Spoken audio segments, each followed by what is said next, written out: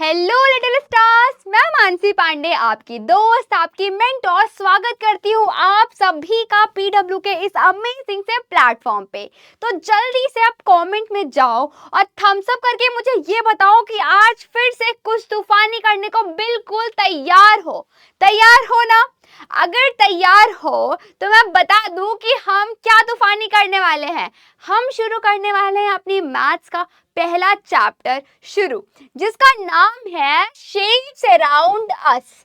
Right, तो जल्दी जल्दी से फटाफट देख लेते हैं कि इस चैप्टर में हम क्या क्या नई चीजें सीखने वाले हैं। तो क्या क्या चीजें होने वाली हैं। सबसे पहले हम सीखेंगे शेप आखिर होता क्या है, फिर जानेंगे कि टाइप क्या है उनके, उसके बाद देखेंगे प्रिज्म क्या नई चीज है, ये पिरामिड क्या होता है, फिर हम देखेंगे FVE ये क्या होता है, फेस, वर्टिसेस, एज ये होते क्या हैं और ये एक दूसरे से कैसे कनेक्टेड हैं। उसके बाद हम सॉर्ट करेंगे 3D शेप्स को अलग अलग कैटेगरी में। उसके बाद हम क्यूब टावर क्या होता है ये भी देखेंगे। फिर व्हेन लाइन मीट यानी जब लाइनें मिलती हैं, जब दो लाइनें मिलती हैं तब होता क्या है, क्या बनता है। फिर हम सीखेंगे राइट एंगल क्या होता है, एक्यूट एंगल क्या होता है, ऑब्ट्यूज एंगल क्या होता है और एंड में जानेंगे सर्कल्स के बारे में। ओके, मतलब सारा का सारा पूरा का पूरा चैप्टर सिर्फ एक वीडियो में कंप्लीट होने वाला है। आपके लिए ये बिल्कुल सफिशिएंट होने वाला है, सिर्फ एक ये वीडियो। तो जल्दी से एकदम तैयार हो जाओ, सारे के सारे सेंस ऑर्गन को कर लो एक्टिवेट, क्योंकि नजर हटी दुर्घटना घटी, वैसे ही ध्यान हटा कॉन्सेप्ट घटा। तो पूरा का पूरा ध्यान यहाँ देंगे और सीखेंगे क्या है शेप्स। ठीक है, ये जानने से पहले चलो थोड़ा सा वार्म अप कर लेते हैं। वार्म अप के लिए तैयार? तो मेरे प्यारे प्यारे बच्चों मेरी तरफ देखो। ठीक, अब जरा राइट में देखो, फिर थोड़ा लेफ्ट में देखो, फिर जरा ऊपर भी देख लो, नीचे भी देख लो। देख लिया? अपने रूम के चारों तरफ नजर घुमा ली। ठीक है, अब जरा मुझे बताओ कि क्या क्या चीजें देखी। आपके घर में हो सकता है दीवार पे घड़ी लगी हो, कोई कैलेंडर टंगा हो, टीवी रखी हो सकती है, फ्रिज हो सकता है, वॉशिंग मशीन हो सकती है, और क्या क्या, खिड़की, दरवाजे, बेड, अलमीरा, बहुत कुछ हो सकता है ना। पर एक चीज ध्यान दी, ये जितनी भी चीजें हैं सबका कोई ना कोई शेप है ना। हर चीज कोई ना कोई शेप की है। ठीक है, पर शेप आखिर है क्या चीज, हम किसको बोल रहे हैं। ये शेप शेप शेप शेप होता क्या है ये शेप। आ जाओ जानते हैं कि व्हाट इज शेप। ये जानने से पहले आप मुझे ये बताओ कि ये क्या है। क्या है ये छोटा सा आपको कुछ दिखाई दे रहा है, क्या है ये येलो येलो, ये है, वेरी गुड, डॉट है। फिर ये क्या चीज है, ये एक दूसरा डॉट है। हाँ, अगर मैं इन दोनों को मिला दूं तो क्या बन जाएगा, क्या बोलेंगे इसको। बहुत बढ़िया, ये हो गई हमारी लाइन। अब अगर मैं ऐसे और लाइन मिला दूं, कर्व लाइन मिला दूं कुछ, फिर एक स्ट्रेट लाइन मिला दूं, कुछ भी ऐसे ऐसे ऐसे कर दूं और मिला दूं, क्या बन गया, कोई ना कोई शेप बन गई। राइट, अब वो शेप ऐसे भी हो सकती है कि मैं स्ट्रेट लाइन मिला के बना दूं, कर्व लाइन से बना दूं, कर्व और स्ट्रेट लाइन दोनों से मिला के बना दूं। राइट, ये सारी कोई ना कोई शेप बनाती हैं। ठीक है, पर अब ये शेप को हम, अगर किसी ने हमसे पूछ लिया कि ये शेप क्या होता है तो उसको कैसे समझाओगे। बोलो, किसी ने आपसे पूछ लिया, बोलो शेप क्या है, तो आप क्या उसको ऐसे बताओगे, बोलो ये क्या है, फिर ये क्या है, अब क्या बना, है ना। ऐसे तो नहीं समझाएंगे, हमें चाहिए एक सीधी सीधी लाइन, जो कोई पूछे बस तुरंत बोल दो, ये होता है शेप। जानना है वो लाइन क्या है, इसके लिए जानते हैं कि शेप का डेफिनेशन क्या होता है। तो बेटा शेप है are closed by an outline और boundary which is made up of point, line, curve. क्या, पॉइंट्स, लाइन और कर्व, इन तीनों से मिलके बना हुआ जो क्लोज फिगर है, जो बाउंड्री है, जो आउटलाइन है, वो बनाता है एक शेप। ठीक है, अब ये कितने टाइप की होती हैं। ये शेप्स जो हैं वो कितने टाइप की होती हैं, तो ये है टोटल 2 टाइप की, एक 2D शेप, एक है 3D शेप। ओके, अब ये 2D क्या है, ये 3D क्या है, तो 2D मतलब होता है बेटा 2 डायमेंशनल और 3D मतलब होता है 3 डायमेंशनल। मतलब ये कि 2D जो फिगर्स होती हैं वो ये होती हैं, इसमें हम सिर्फ 2 चीज जान सकते हैं, एक उसकी लेंथ और एक उसकी ब्रेड्थ। ठीक है, ये दूसरा जो है 3D, इसमें हम उस फिगर की गहराई, उसकी थिकनेस, उसकी मोटाई, ये सारी चीजें भी जान सकते हैं, यानी हम उसकी लेंथ भी पता कर सकते हैं, उसकी विड्थ भी पता कर सकते हैं और उसकी हाइट भी पता कर सकते हैं। ओके, अब ये है क्या क्या, ट्राइंगल जानते हो आप, रेक्टेंगल बिल्कुल जानते हो, सर्कल एकदम अच्छे से जानते हो, ये ऑक्टागन एक न्यू चीज आई है। मतलब ऑक्ट मतलब होता है 8, यानी ऐसी ऐसी फिगर, ऐसी शेप जिसमें 8 लाइन्स हो। क्या है 8 लाइन, ये रही 1 2 3 4 5 6 7 8, बिल्कुल सही, टोटल 8 लाइनें हैं। फिर ये रहा स्क्वायर, बिल्कुल जानते हो। पेंटागन क्या है, अब पेंट मतलब होता है 5, यानी ऐसी शेप जिसमें 5 लाइन्स हो। ओके, है क्या 1 2 3 4 और 5, बिल्कुल 5 लाइन्स है। अब आया नया हेक्सागन, हेक्सा मतलब 6, ऐसी शेप जिसमें 6 लाइन हो, तो 1 2 3 4 5 और ये हुआ 6, हो गई 6 लाइन, और ये है सेमी सर्कल यानी आधा सर्कल। अब इधर देखो 3D शेप्स कौन सी हैं, क्यूब, लूडो तो खेले होगे, उसका डाइस भी देखा होगा, वो डाइस बिल्कुल क्यूब की शेप का होता है। अब क्यूबॉइड, अपना अपना पेंसिल बॉक्स देखो, बिल्कुल क्यूबॉइड शेप का होगा, राइट। अगला है कोन, कोन आइसक्रीम खाते हो, सब लोग आइसक्रीम खाते हो, है ना, कोन वाली आइसक्रीम को देखो। फिर और क्या देख सकते हो, भेल, भेल खाई है, भेल भी ऐसे कागज का कोन जैसा बना के वो आपको देते हैं, है ना। बर्थडे पे जो आप कैप पहनते हो, जो हैट पहनते हो, जो टोपी लगाते हो ना बर्थडे वाली, वो भी कोन की शेप की होती है ना। ये सब हुआ कोन का एग्जाम्पल। अब सिलेंडर, ये जानने के लिए आप सीधे अपने किचन में जाएंगे और सिलेंडर को देखेंगे, बिल्कुल वैसा ही शेप होता है। फिर स्फीयर, देखो जो बॉल से आप खेलते हो ना, वो बॉल पूरी की पूरी गोल गोल होती है, चारों तरफ से गोल दिखाई देती है, बिल्कुल स्फीयर की जैसे। फिर आता है प्रिज्म, अब प्रिज्म को जरा ध्यान से देखो, ये कुछ नया है, इसमें यहाँ पे एक ट्राइंगल है, पीछे एक ट्राइंगल बना हुआ है, और ये दोनों ट्राइंगल एक दूसरे से कैसे जुड़े हैं, तीनों साइड से एक एक रेक्टेंगल से जुड़े हुए हैं, और ऐसी शेप को बोलते हैं प्रिज्म। इसके अलावा भी एक चीज होती है पिरामिड। अब पिरामिड के बारे में हम थोड़ा सा आगे पढ़ते हैं, चलिए आगे चलते हैं, आगे मिलते हैं आप ही की तरह एक प्यारी सी बच्ची से जिसका नाम है दीक्षा। तो दीक्षा जो है वो गर्मी की छुट्टियों में अपनी फैमिली के साथ दिल्ली घूमने गई थी, और दिल्ली में उसने बहुत सारी जगह घूमी, इंडिया गेट, कुतुब मीनार और भी बहुत कुछ। ओके, अब जब वो वहां से वापस आई तो उसने सोचा कि वैसी चीज, इतनी सुंदर सुंदर मैंने चीजें देखी, वैसी चीज मुझे भी चाहिए। उसका एक छोटा मॉडल या उसकी एक कोई फोटो, तो उसने डिसाइड किया वो खुद बनाएगी, खुद बनाएगी। अब कैसे, वो घर के बाहर गई, वहां बहुत सारे लकड़ी के टुकड़े पड़े थे, वो सारे टुकड़े उठा के ले आई और जोड़ जोड़ के उसने ऐसा मॉडल बनाया।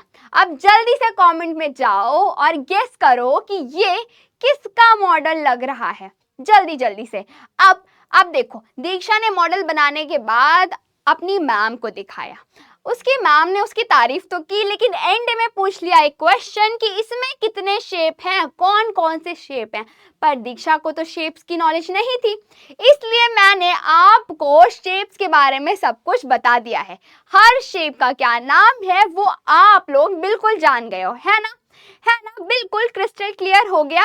अब देखो, दीक्षा ने तो मैम को कर दिया था इम्प्रेस, तो इसने, दीक्षा के भाई ने जिसका नाम था दक्ष, उसने सोचा अब मैं भी कुछ बनाऊंगा, तो उसने कुतुब मीनार बनाने का सोचा, और घर के बाहर गया तो पार्सल के डब्बे पड़े थे, पार्सल के डब्बे को इकट्ठा किया, एक के ऊपर एक के ऊपर एक के ऊपर एक रख के, ऐसी स्टोरीज बना के उसने बनाया कुतुब मीनार का मॉडल। और कुतुब मीनार के बारे में आप खास बात पता है, ये जो कुतुब मीनार है वो वर्ल्ड हेरिटेज साइट है, यानी बहुत ही सुंदर जगह है जहाँ बहुत सारे लोग घूमने आते रहते हैं, आते रहते हैं। उससे कोई हिस्ट्री जुड़ी हुई है। और ये क्या है, एक टॉलेस्ट बिल्डिंग है जो कि ब्रिक से बनी हुई है। इसमें टोटल 5 स्टोरीज है और 379 स्टेयर्स हैं। तो ये हुई कुतुब मीनार के बारे में कुछ खास बातें। अब आगे चलते हैं, देखते हैं इनको। ये क्या है, जैसे कुतुब मीनार जो है वो किससे बना हुआ है, ब्रिक से।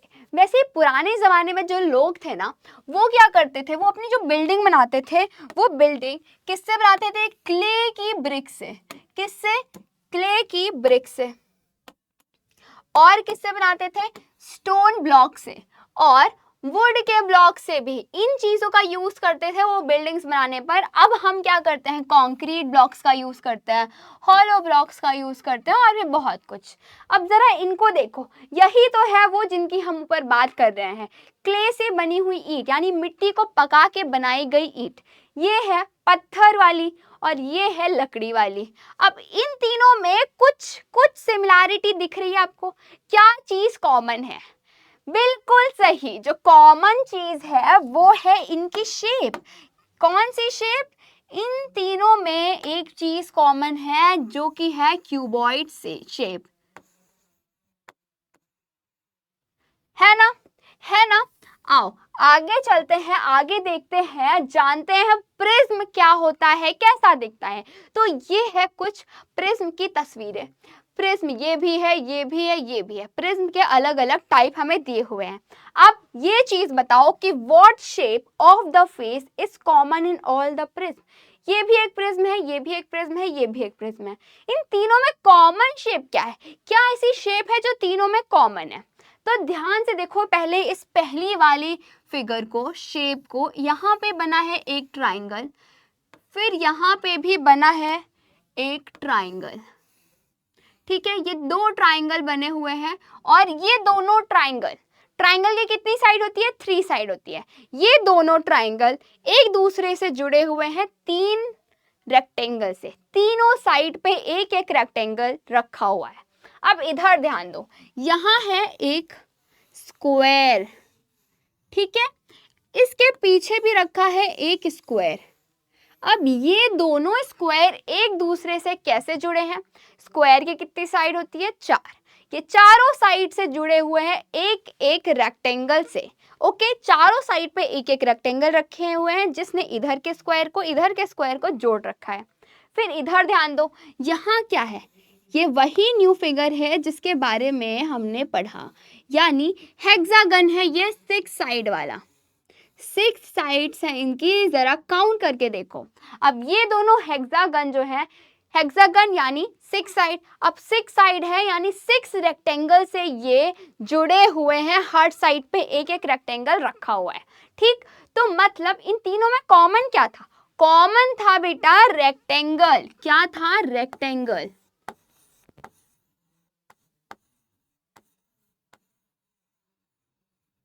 ठीक है, अब इधर आओ, what other shape do these prism have. और रेक्टेंगल के अलावा और कौन सी शेप है, तो वो हमें साफ दिखाई दे रहा है कि एक ट्राइंगल, 2 स्क्वायर और 2 हेक्सागन, यानी ट्राइंगल,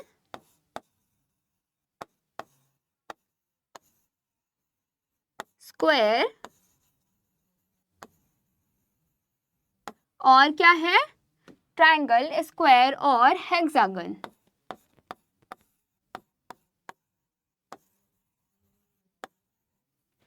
ठीक है, अब आगे, how many such faces each. ऐसे सब में दो, इन तीनों फिगर में क्या कितने फेसेस हैं, कितने फेसेस हैं, 2 इसमें है, 2 इसमें है, 2 इसमें है, 2 इसमें ट्राइंगल, 2 इसमें स्क्वायर, 2 इसमें हेक्सागन, यानी 2 ईच। ऑलराइट, अब आओ जान लेते हैं पिरामिड्स के बारे में। तो ये अलग अलग टाइप के पिरामिड्स हमें दिए हुए हैं, हमें बताना है what shape of the face is common in all the pyramid. इन तीनों पिरामिड में कौन सी शेप कॉमन है, प्रिज्म में क्या था, प्रिज्म में कॉमन था रेक्टेंगल, पर अब पिरामिड में क्या कॉमन है? ध्यान से देखो पिरामिड को, यहाँ पे क्या शेप बनी हुई है बेटा? यहाँ पे है एक ट्राइंगल, यहाँ पे क्या है 1 2 3 4 5 साइड वाली फिगर शेप। यहाँ पे क्या है? यहाँ पे एक स्क्वायर है, यहाँ पे ट्राइंगल, यहाँ पे पेंटागन और यहाँ पे स्क्वायर। ओके, अब ये किससे जुड़ा हुआ है? ये ट्राइंगल तीनों साइड से जुड़ा है ट्राइंगल से, ये स्क्वायर चारों साइड से जुड़ा है स्क्वायर से, ये पेंटागन पांचों साइड से जुड़ा है ट्राइंगल से। ओके, मतलब ये सारे के सारे, ये तीनों के तीनों जुड़े किससे हैं? ट्राइंगल से। तो कॉमन शेप क्या है? कॉमन शेप है बेटा ट्रायंगल।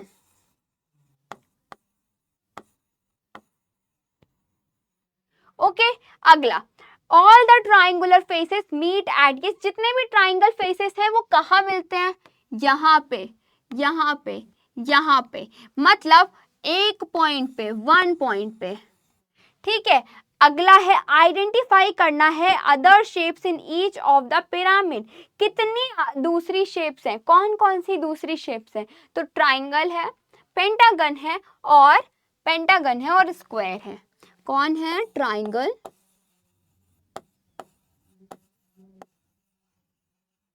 पेंटागन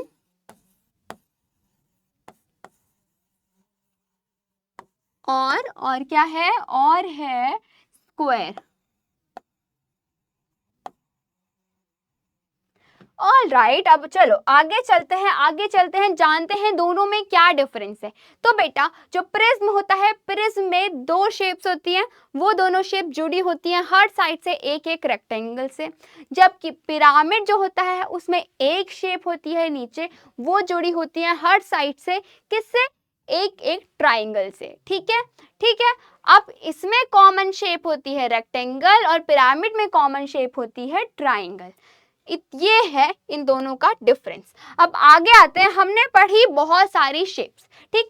अब आ गया है टाइम उन शेप्स के अंदर झांक के देखने का। क्या है शेप्स के अंदर? तो शेप्स में है फेसेस, शेप्स में है कॉर्नर, शेप में है एज। अब ये फेसेस क्या होता है, कॉर्नर क्या होता है, एज क्या होता है? फेसेस, कॉर्नर्स और एजेस क्या होते हैं?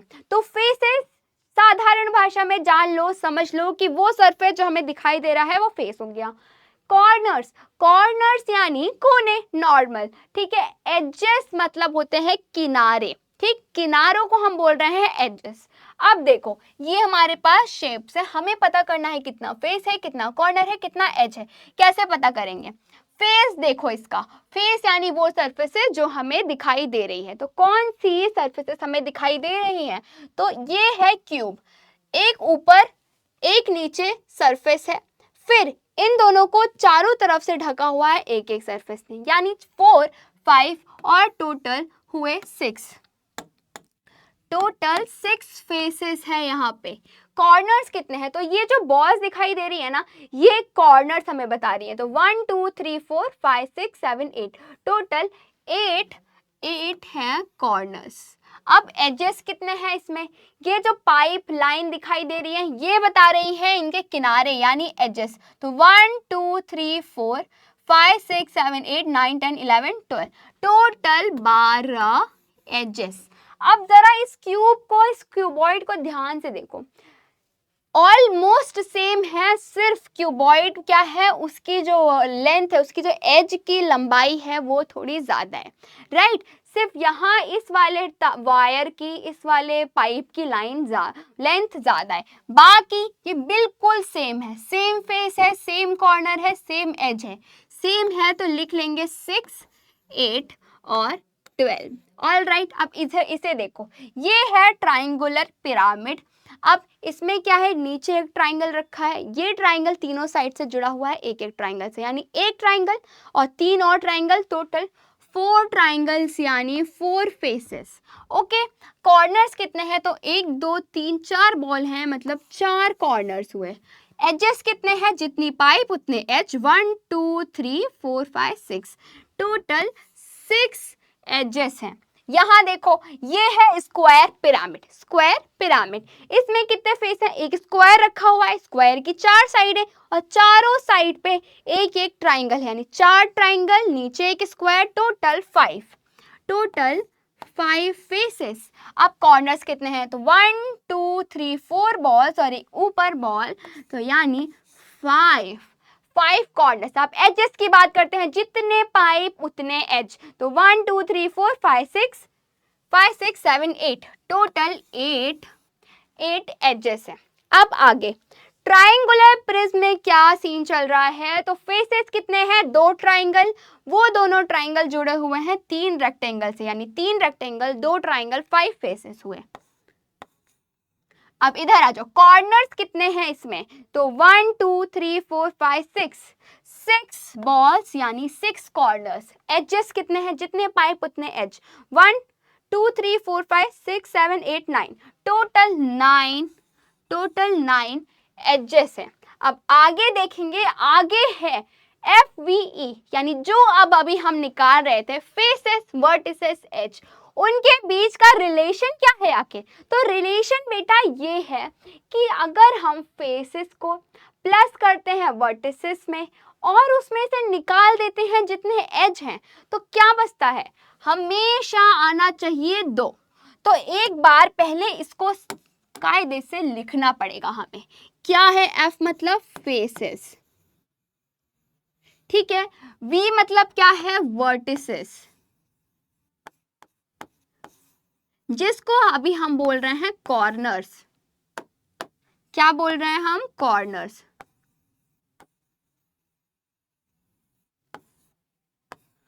All right. और E फॉर क्या है? एज। इसको करेंगे हम ब्रैकेट में बंद, क्योंकि ये सारी चीजें हैं इंपॉर्टेंट। तो क्या सीखा हमने? फेसेस, वर्टिसेस और एज, ठीक है। फेसेस, वर्टिसेस और एज। अब ये रिलेशनशिप बिल्कुल सही है कि नहीं, ये कैसे पता चलेगा? ये तब पता चलेगा जब हम इसे खुद करके देखेंगे। तो आ जाओ करते हैं इसको खुद करेंगे, तभी हम मानेंगे कि ये जो भी लिखा है वो सच है। तो खुद कैसे करेंगे? खुद करने के लिए हमें क्या करना पड़ेगा? ये फेस, ये कॉर्नर, ये एज। तो क्या बोला था? फेस को और कॉर्नर को करो प्लस, तो 6 + 8 करना है, उसमें से निकाल देना है 12 को, तो कितना आएगा? ठीक है, 6 + 8 करना है, निकाल देना है 12 को, तो कितना आएगा? यहाँ पे प्लस, यहाँ पे प्लस, यहाँ पे प्लस, और इनको करते जाना है माइनस, और यहाँ पे लिखते जाना है कितना आया। तो आना तो हमेशा 2 चाहिए, पर देख लेते हैं एक बार। 6 और 8 को प्लस करो, कितना हुआ? 14 हुआ, और उसमें से 12 निकाल दिया तो हुआ 2। अब सेम टू सेम यहाँ भी है, तो यहाँ भी आ जाएगा 2। 4 और 4 होता है 8, जिसमें से 6 गया तो आ गया 2। 5 5 10 होता है, जिसमें से 8 गया, आ गया 2। अब 6 और 5 कितना होता है? 11 में से 9 गया, फिर से आ गया 2, यानी जो भी लिखा था वो तो सच है। तो ये हम बिल्कुल अप्रूव करते हैं, यानी F + V - E = 2 always. Okay, अब आ गया है आपके लिए गेम। कौन सा गेम? लूडो का गेम। तो लूडो का गेम में वो क्या बोल रहे हैं करने को? सबसे पहले बोल रहे हैं टेक अ डाइस। ओके, हमने ले लिया है अपना एक डाइस। अब आगे क्या? आगे है look at the face that has number 1। Okay, ये जिस फेस पे 1 लिखा है इसको ध्यान से देखो इसको। फिर the face number 6 is opposite to the face number 1। इसके जस्ट अपोजिट, जस्ट पीछे जो फेस है उस पे नंबर 6 है। अब क्या? What is the face opposite to the face number 2?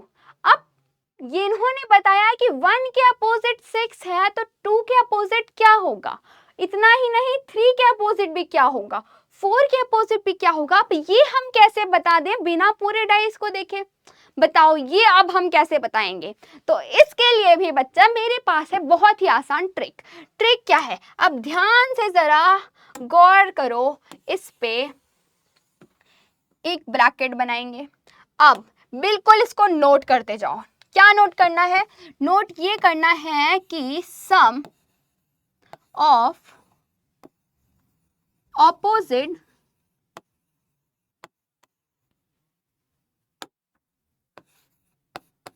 Side is always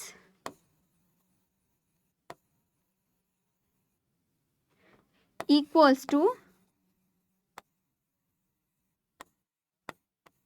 कितना होता है? 7। डाइस में अपोजिट साइड का सम हमेशा हमेशा 7 के बराबर होता है। ठीक है, ठीक है। तो ये हमने फाइंड किया, पर हम करके जब तक नहीं देखेंगे हम नहीं मानेंगे। कैसे करेंगे? इन्होंने सबसे पहले बताया कि 1 का अपोजिट 6 है, यानी दोनों को प्लस करने पे आना चाहिए 7। ओहो, आ भी रहा है 7। अगला क्या है? अगला पूछा है 2 का अपोजिट क्या है, तो 2 में ऐसा क्या प्लस करें कि आ जाए 7, तो वो है सिर्फ और सिर्फ 5। अब अगला है 3 में ऐसे क्या प्लस करोगे कि आ जाए 7, तो वो है 4, सिर्फ और सिर्फ 4, और 4 में भी हम 3 प्लस करेंगे तभी आएगा 7। यानी ये बिल्कुल सही है, बिल्कुल सही है। 2 का अपोजिट है हमारा 5, 3 का अपोजिट है 4 और 4 का अपोजिट है 3। और इस तरीके से ये पहेली भी हमने कर ली सॉल्व। ओके, अब आगे बढ़ते हैं। फिर से एक डाइस आ चुका है और पूछ लिया गया है which face have common edge with the face number 1। 1 जो फेस है उससे कॉमन एज कौन सी है? एज का मतलब क्या बताया था? किनारा। ठीक है, किनारा उसी से मिलेगा जो बिल्कुल बगल बगल में होगा। तो मतलब 1 के जस्ट अपोजिट जो है उसको छोड़ के हर साइड उससे टच हो रहा है ना, तो मतलब सब फेसेस का कॉर्नर, सब फेसेस का एज उससे कॉमन है। ये रहा 1 का एज, ये रहा 1 का एज, ये रहा 1 का एज और ये रहा 1 का एज। ओके, अब इसमें 6 को छोड़ के सारे फेसेस इससे कॉमन एज रखते हैं, तो हम लिख लेंगे 2, 3, 4, 5। Okay, which face has no common edge with the face number 1। 1 के अपोजिट में कौन सा फेस है? सिर्फ वही एक ऐसा है जो इससे कॉमन एज नहीं रखता, यानी फेस नंबर 6 है जिससे नो कॉमन एज होगी। यहाँ पे पता करना था कॉमन एज। तो ये वाली भी गुत्थी सॉल्व हो चुकी है। अब अगला आता है फिर से एक डाइस, लेकिन ये तो रंग बिरंगा डाइस है। इसमें क्या बोला गया है? Look at the 3 different views of the same dice. Okay, मतलब ये एक ही डाइस है जिसको अलग अलग साइड से उल्टा पुल्टा करके रखा हुआ है। अब क्या पूछा है इन्होंने पूछा है what colour is the face that is opposite to the red face. जो रेड कलर का फेस है उसके अपोजिट में क्या है? अभी तक तो नंबर्स थे और हमारे पास ट्रिक थी तो हमने बता दिया, पर अब ये कलर का क्या करना है? कलर कैसे पता करना है? तो आप जल्दी से गेस करके बताओ कि रेड के अपोजिट में क्या होगा। हम इसको करके देखते हैं कैसे करेंगे। सबसे पहले हम लिख लेंगे सारे के सारे कलर जो है, तो रेड लिख लेते हैं। ठीक है, सबसे पहले रेड ही लिख लेते हैं। फिर कौन सा है? ऑरेंज है, ऑरेंज हो गया, ग्रीन हो गया। फिर क्या है? रेड, ऑरेंज, ग्रीन और पर्पल। फिर क्या है? ब्लू, और उसके बाद है येलो। ठीक है, red, orange, green, purple, blue और येलो। अब हम करेंगे उन चीजों को हम करेंगे क्रॉस जो इसके बिल्कुल बगल में है, क्योंकि अगर वो चीज बगल में है तो मतलब वो अपोजिट पीछे तो होगी नहीं, तो बगल वालों को काट दो। मतलब ऑरेंज इसके बिल्कुल बगल में है तो ऑरेंज कट, ग्रीन कट, मतलब ये तो है ही नहीं, ये तो है ही नहीं। अब पर्पल तो आसपास दिख नहीं रहा, इसको साइड में रखो। ब्लू बिल्कुल बगल में है, काट दो। येलो बिल्कुल बगल में है, काट दो। बचा क्या? बचा तो सिर्फ और सिर्फ पर्पल है, यानी पर्पल ही है वो क्या जो इसके अपोजिट है। पर्पल ही है जो रेड के अपोजिट है, पर्पल। ऑलराइट, अगला है what colour is the face that is opposite to the yellow face. Yellow के अपोजिट क्या है? तो फिर से हम वही चीज करेंगे, क्या करेंगे, हम क्रॉस करेंगे। येलो के अपोजिट हमें निकालना है, तो येलो के साइड साइड जो चीजें हैं उनको क्रॉस करो। तो रेड को करो क्रॉस, रेड को करो, और कौन सा है, ब्लू है, ब्लू को करो क्रॉस। ओके, अब पर्पल जो है ये रेड का अपोजिट है, तो येलो का तो होगा नहीं। अब क्या बचा, ऑरेंज और ग्रीन। और ऑरेंज और ग्रीन कहीं पे भी येलो के साथ नहीं दिखाई दे रहे हैं, दोनों के दोनों। तो हम एग्जैक्टली नहीं बता सकते कि इनमें से कौन है, तो हम लिख देते हैं ऑरेंज या फिर ग्रीन। इन दोनों में से ही कोई कलर है जो येलो के अपोजिट है।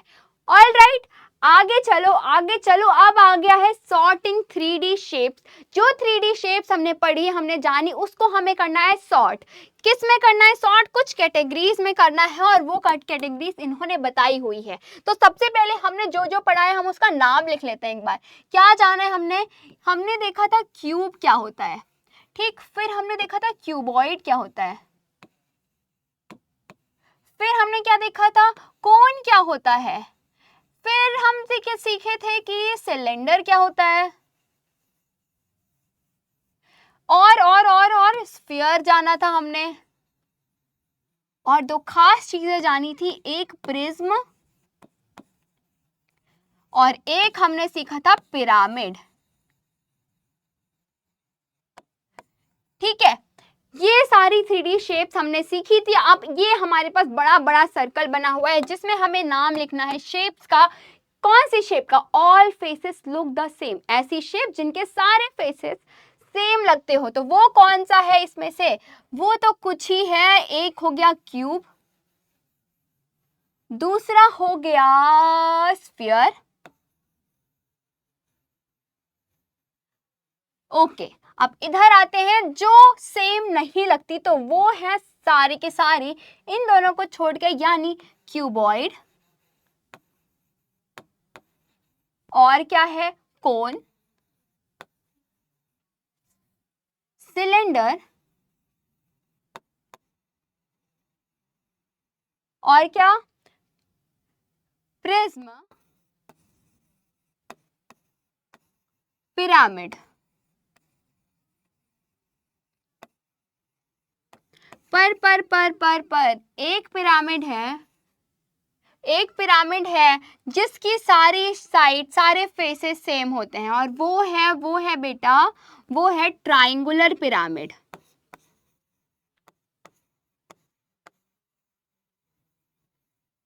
ट्राइंगुलर पिरामिड, ठीक है, ठीक है। अब यहाँ पे हमें लिखना पड़ेगा कि सारे पिरामिड, लेकिन उसको छोड़ के, किसको, एक्सेप्ट ट्राइंगुलर पिरामिड।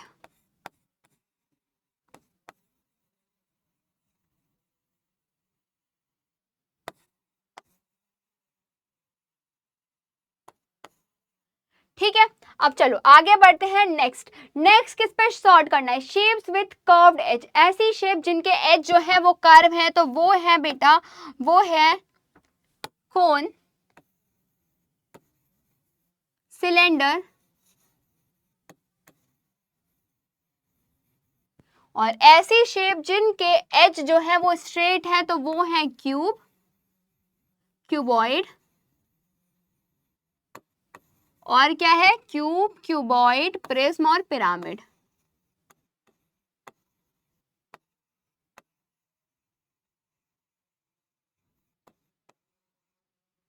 ठीक, अब आगे बढ़ेंगे। आगे बोला गया है ऐसी शेप जिनके रेक्टेंगुलर फेसेस ही होते हैं, और यहाँ पे ऐसी शेप जिनके ट्राइंगुलर फेसेस भी होते हैं। पर एक चीज ध्यान दो, ये दोनों सर्कल मिले हुए हैं, बीच में एक जगह बनी है जहां पे लिखना है ऐसी शेप जिनमें रेक्टेंगल भी होता है और ट्राइंगल भी होता है। क्या बोले, रेक्टेंगल भी होता है और ट्राइंगल भी होता है।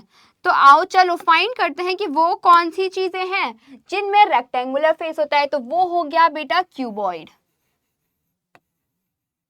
क्यूबॉइड, क्यूबॉइड के अलावा क्या है, एक और चीज है रेक्टेंगुलर,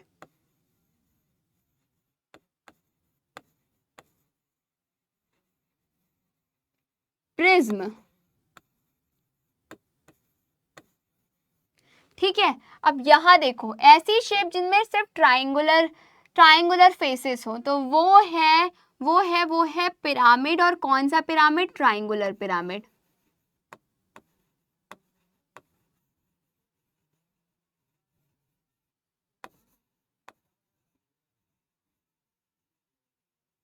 अब हमें लिखना है यहाँ पे ऐसी शेप्स जिनमें दोनों के दोनों हो, तो वो कौन सी शेप है?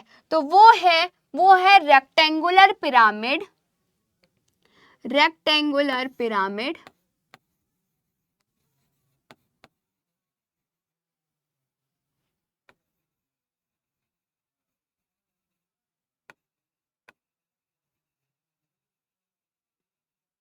और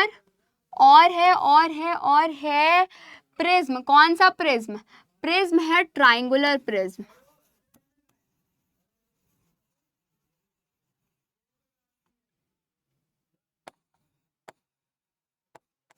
और हो गया इस तरीके से हमारा ये भी सॉर्ट आउट। अब आगे चलेंगे करेंगे क्यूब टावर से रिलेटेड एक क्वेश्चन सॉल्व।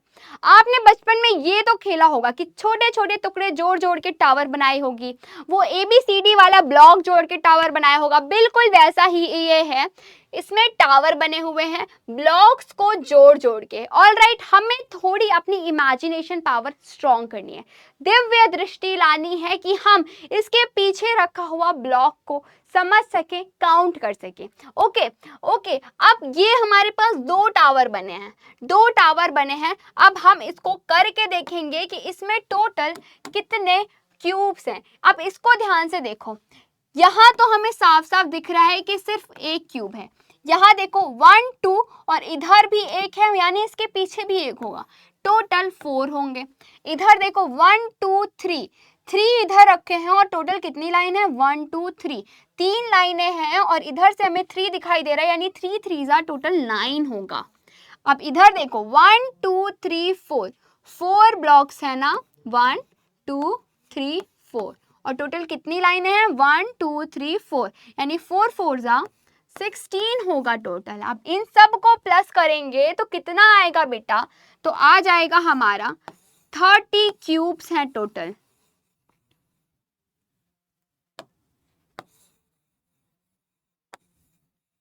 वैसे ही ये है, इसमें कैसे करना है हमें, जल्दी से हम लिख लेंगे नंबर्स।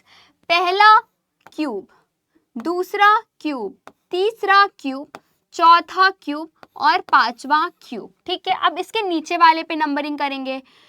5 हो गए, 6 7 8 9 10 11 12 13 और 14 और ये हुआ 15, यानी इस वाले साइड टोटल 15 क्यूब्स हैं। कितने क्यूब्स? टोटल 15। और बिल्कुल ऐसा ही ये साइड है, ये साइड है, ये साइड है, यानी चारों साइड 15 15 है। 15 इधर और 15 इधर।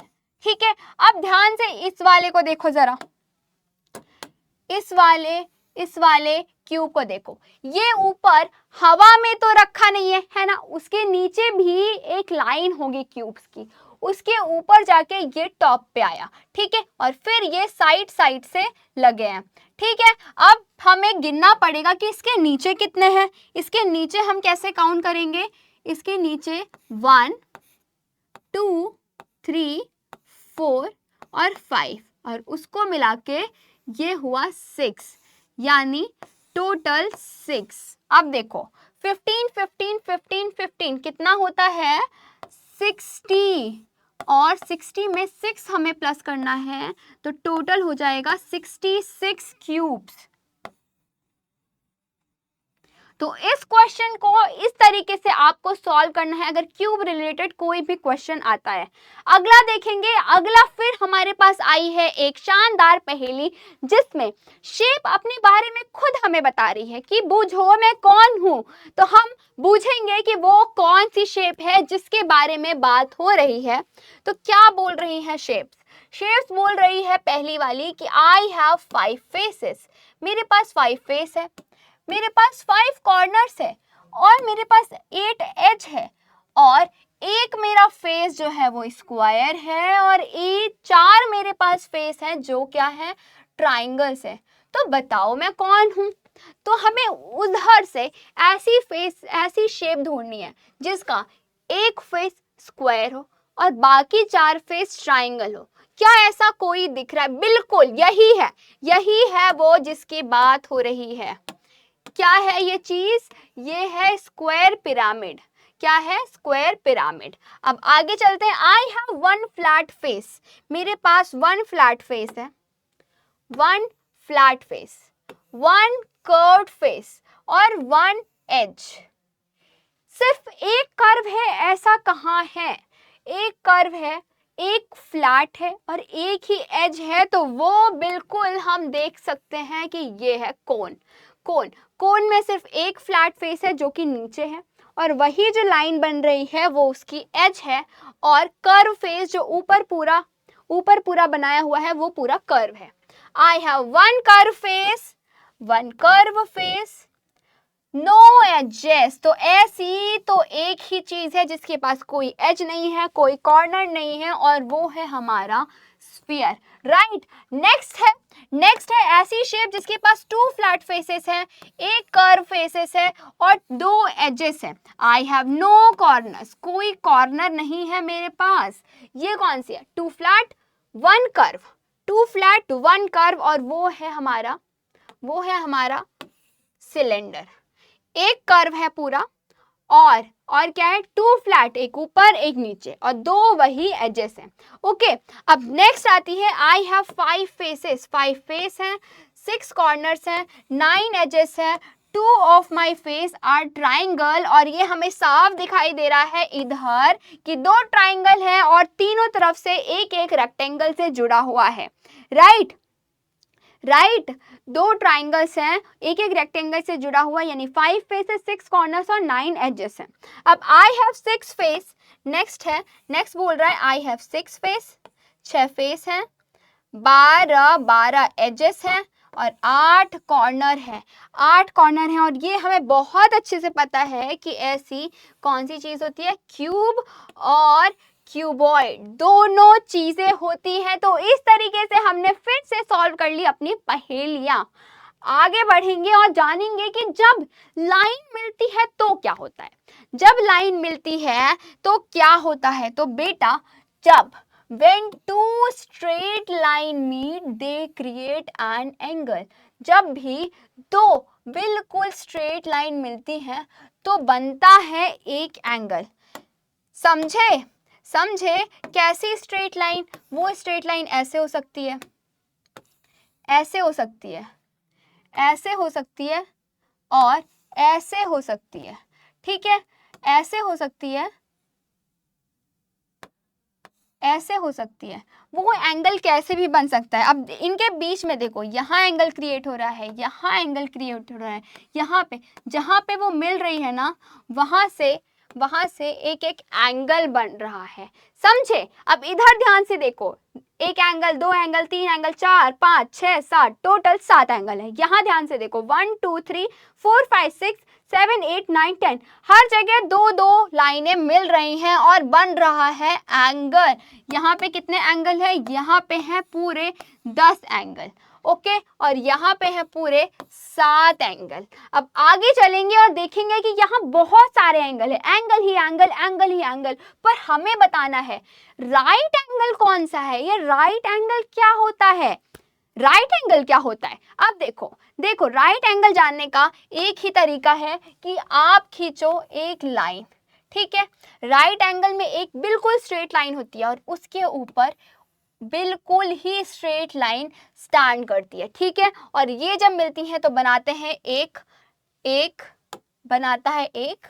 क्या बनाता है? Right angle. और ये राइट एंगल जो है जरूरी नहीं है बिल्कुल ऐसे सीधा हो, ये लाइन ऐसी भी हो सकती है, बिल्कुल स्ट्रेट लाइन और इसके ऊपर एक स्ट्रेट लाइन ऐसे। तो ऐसे भी बनता है हमारा राइट एंगल। या फिर ये लाइन ऐसे भी हो सकती है, मान लो ये लाइन ऐसे गई है, इसके ऊपर बिल्कुल ऐसे एक लाइन हो सकती है और ये भी बना सकती है एक राइट एंगल। लेकिन अगर ध्यान में रखने वाली बात यह है कि अगर ये वाली लाइन थोड़ी सी भी आगे या थोड़ी सी भी पीछे हुई तो वो राइट एंगल नहीं कहलाएगा। समझे समझे। अब इधर हमें देखना है और पता करना है कि इनमें से कौन सी चीज राइट एंगल है। तो उसके लिए हम क्या करेंगे, हम स्ट्रेट लाइन ड्रॉ करेंगे। मान लो कि ये एक है और हमें ड्रॉ करनी है स्ट्रेट लाइन। अब देखो क्या ये उसके बिल्कुल ऊपर है, हाँ, मतलब ये है एक राइट एंगल। इधर देखो ये हमें ड्रॉ करनी है एक स्ट्रेट लाइन। अब बताओ क्या ऊपर वाली लाइन बिल्कुल सीधी है? नो, तो ये नहीं है कोई स्ट्रेट एंगल।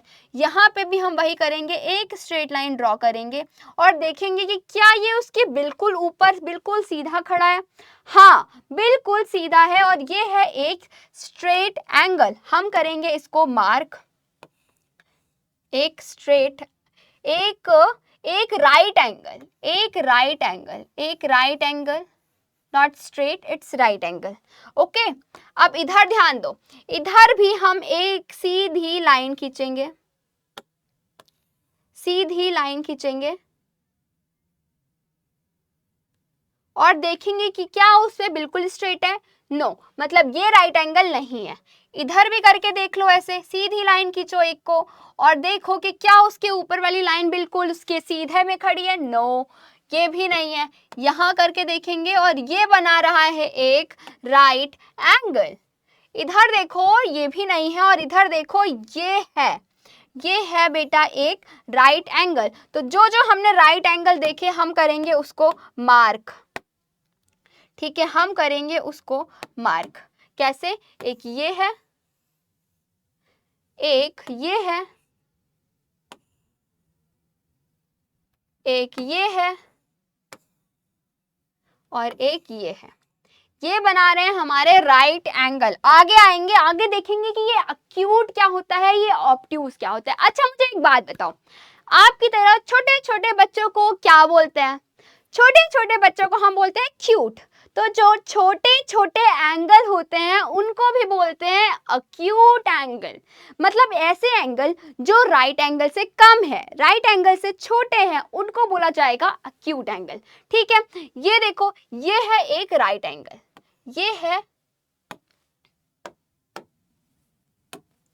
ये है एक राइट एंगल अगर हम इस वाली लाइन को देखें। लेकिन इससे कम ये वाली लाइन जो है, ये जो एंगल बना रही है, ये है एक्यूट। बट ये वाला जो एंगल है, जो ये पूरा पूरा पूरा एंगल फॉर्म कर रहा है, वो है राइट।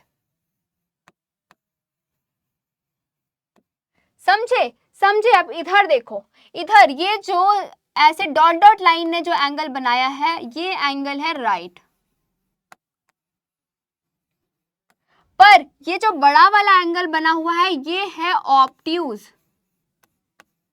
ऑब्ट्यूज यानी ऐसे एंगल जो राइट एंगल से बड़े हैं। ठीक है, जो राइट एंगल से ज्यादा हैं वो है ऑब्ट्यूज और जो छोटे हैं वो है एक्यूट। ऑल राइट, अब जानेंगे हम सर्कल के बारे में। तो सर्कल क्या होता है? वही मम्मी की रोटी, पापा के पैसे, सब कुछ गोल गोल, वही तो है सर्कल। अब इधर ध्यान दो, सर्कल की बाउंड्री का एक नाम है। क्या है वो नाम? क्या है वो नाम? सर्कल की बाउंड्री को हम बोलते हैं बेटा सरकमफेरेंस। क्या बोलते हैं? सरकमफेरेंस। और सर्कल के बीचों बीच इसको बोलते हैं सेंटर।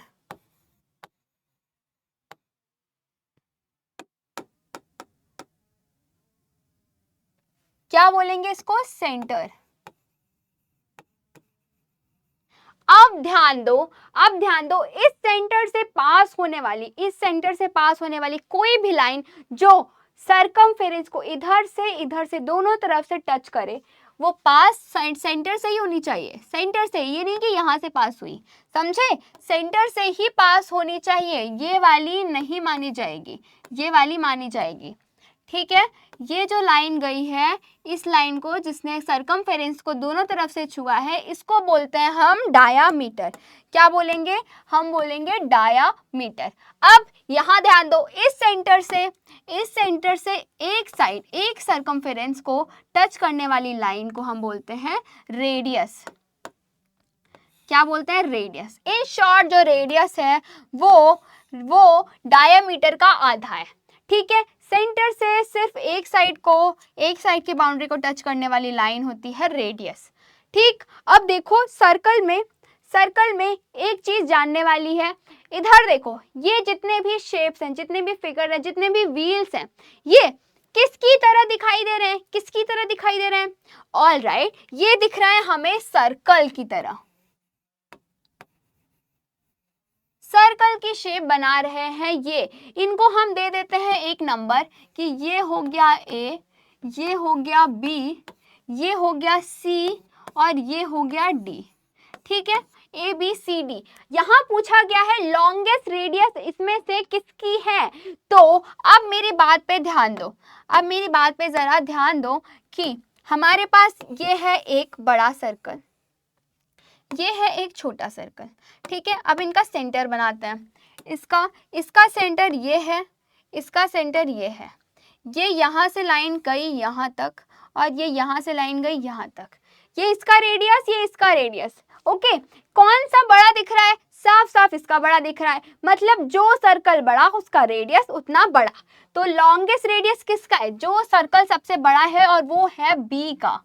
यहाँ पे रेडियस कुछ ऐसी होगी, है ना, कैसी होगी, यहां सेंटर से जाएगी, इस बाउंड्री को टच करेगी, यानी ऑप्शन नंबर जो बी है उसका रेडियस सबसे बड़ा है। शॉर्टेस्ट रेडियस जो सबसे छोटा सर्कल है यानी डी। अब फिर लॉन्गेस्ट डायामीटर, अब इसका हम डायामीटर भी बना लेते हैं। डायामीटर यानी सेंटर से पास होने वाली लाइन जो दोनों साइड बाउंड्री को टच करे, ये इसका डायामीटर और ये इसका डायामीटर, ओके। अब हमें फिर पता चल रहा है कि जिसका सर्कल, जो सर्कल बड़ा है उसका डायामीटर भी बड़ा होगा, यानी बी का डायामीटर भी बड़ा होगा, बी। और शॉर्टेस्ट डायमीटर किसका है, डी। ऑल राइट, ये भी हमने कर लिया है सॉल्व, और आगे बढ़ेंगे सॉल्व करेंगे अपने आखिरी क्वेश्चन को, जो बोल रहा है ऐसी शेप ढूंढनी है, इसमें से एकदम शेप्स का पिटारा भरा पड़ा है, इसमें से हमें ढूंढना है, क्या ढूंढना है, ऐसी शेप्स जिसमें 2 राइट एंगल्स हो, एक एक्यूट एंगल हो और एक ऑब्ट्यूज एंगल हो, ठीक है, 2 राइट एंगल हो। तो आ जाओ ढूंढते हैं 2 राइट एंगल वाले शेप्स। तो ये है क्या, नहीं, इसमें तो कोई राइट एंगल नहीं है, ये इसमें तो चारों राइट एंगल हैं, इसमें हमें दिख रहे हैं 2 राइट एंगल, तो ये सही है। अब ये भी हमें दिख रहा है 2 राइट एंगल, ये भी बिल्कुल सही है। यहाँ नहीं, यहाँ भी नहीं, यहाँ भी नहीं, यहाँ भी नहीं, यहाँ भी नहीं, no no no no no no, कहीं पे भी हमें कोई भी राइट एंगल नहीं दिखाई दे रहा है, मतलब 2 राइट एंगल सिर्फ नहीं दिखाई दे रहे हैं। तो क्या हो जाएगा आंसर, आंसर हो जाएगा बेटा 2,7, ठीक है। अगला पूछा गया है ऐसी शेप ढूंढो जिसमें 2 राइट हो, 2 राइट एंगल हो, 1 ऑब्ट्यूज हो, 1 राइट हो, 2 ऑब्ट्यूज हो और 1 एक्यूट हो, ठीक है। 1 राइट, सिर्फ 1 राइट होना चाहिए, यहाँ नहीं है, यहाँ 4 हैं, यहाँ पे नहीं नहीं नहीं नहीं नहीं नहीं नहीं नहीं नहीं, और ये रहा एंड में सिर्फ एक हमें मिला है, एक राइट वाला, एक राइट एंगल और 2 ऑब्ट्यूज और एक एक्यूट, यानी फिगर नंबर 10, ठीक। अगला पूछा क्या है, 2 ऑब्ट्यूज हो, 2 ऑब्ट्यूज हो, 2 ऑब्ट्यूज हो, 2 एक्यूट हो, बस 2 ऑब्ट्यूज 2 एक्यूट, यानी टोटल 4 एंगल्स होने चाहिए, 2 ऑब्ट्यूज और 2 एक्यूट।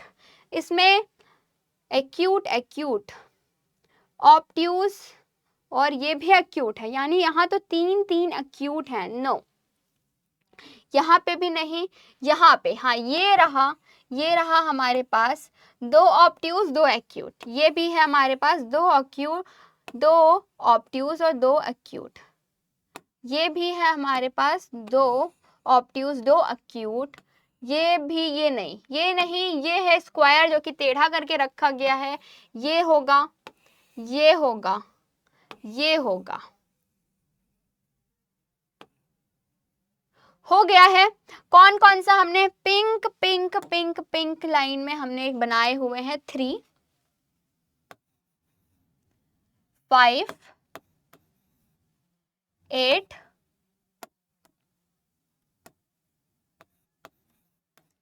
3, 5, 8, 9 और 11 और 13।